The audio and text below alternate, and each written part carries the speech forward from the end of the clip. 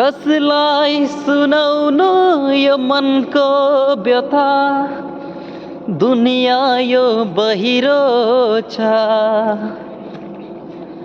आफन्तहरूले नै ठोकर दिँदा मुटु यो रुँदो रहेछ। घटघटी पिउँदैछु अमृत झै आँसु प्रिय, ये आँसु रमाउन झुटो रमाउन एकचोटि हाँसिदेऊ प्रिय।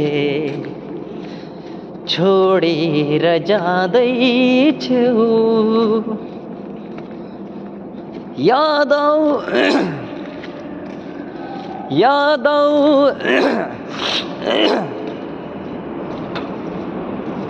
याद आउँछ झलझली बितेका पलहरू, गाह्रो भो भुल्नलाई।